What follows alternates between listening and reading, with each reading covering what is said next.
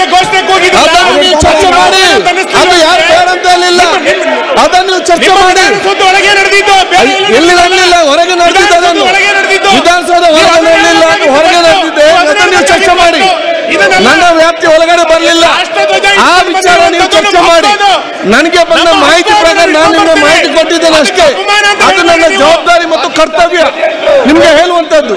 ಹೊರಗೆ ಆದಂತ ವಿಚಾರ ನೀವು ಚರ್ಚೆ ಮಾಡಿ. ನಾವು ಯಾರು ಕೂಡ ಬೇಡ ಅಂತ ಹೇಳಿಲ್ಲ. ಅಂತ ಯಾವುದೇ ಘಟನೆ ಇದ್ರೂ ಕೂಡ ನಾವೆಲ್ಲ ತೀವ್ರವಾಗಿ ಒಗ್ಗಟ್ಟು ಖಂಡಿಸಬೇಕು. ತಪ್ಪು ಅಂತ ಹೆಂಗೆ ಹೇಳ್ತೀರಾ ನೀವು? ಇನ್ಯಾವುದೋ ಪಾಕಿಸ್ತಾನ ಧ್ವಜ ಹಿಡ್ಕೊಂಬರೋಣ ನಾವು? ನಾವು ಏನ್ ಬೇಡ ಅಂತ ಅದಕ್ಕೆ ಅವಮಾನ ಆಗುವ ಯಾವುದೇ ಕೆಲಸಗಳು ಬೇಡ ಅಂತ ಹೇಳಿದ್ದೇನೆ ಅಷ್ಟೇ. ನಾನೊಬ್ಬ ನಿಮ್ಮ ಮಿತ್ರನಾಗಿ ಒಬ್ಬ ಸೋದರನಾಗಿ ಕೆಲವು ಮಾಹಿತಿ ಕೊಟ್ಟಿದ್ದೇನೆ.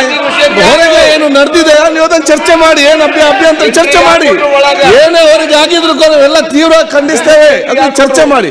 ನಾನು ಒಳಗಿನ ವಿಚಾರ ಮಾತ್ರ ಹೇಳಿದ್ದೇನೆ.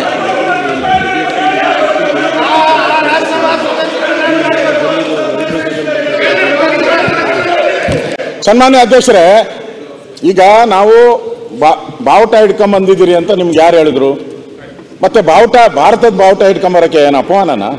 ನಮ್ಗೇನು ಅಪಮಾನ ಇಲ್ಲ. We are proud.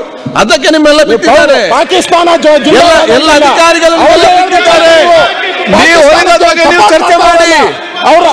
ನೀವು ಹೊರಗಾದಾಗ ನೀವು ಚರ್ಚೆ ಮಾಡಿ. ಪಾಕಿಸ್ತಾನ ಸಪೋರ್ಟ್ ಯಾರು ಬೇಡ ಅಂತ ಹೇಳಿದ್ದಾರೆ? ನೀವು ಚರ್ಚೆ ಮಾಡಿ, ತನಿಖೆ ಆಗಲಿ, ಕ್ರಮ ಕೈಗೊಳ್ಳಿ. ನಾವು ಕೂಡ ಹೇಳಿದಷ್ಟೇ. ಏನಾದ್ರು ಘಟನೆ ನಮ್ಮ ಗಮನಕ್ಕೆ ಯಾವ್ದು ಬಂದಿದೆ, ಸರ್ಕಾರ ತಕ್ಷಣ ತನಿಖೆ ಮಾಡಲಿ. ಯಾರು ಏನು ಆಗಿದ್ದಲ್ಲಿ ಹೋಗ್ಲಿ. ಆ ದೇಶದ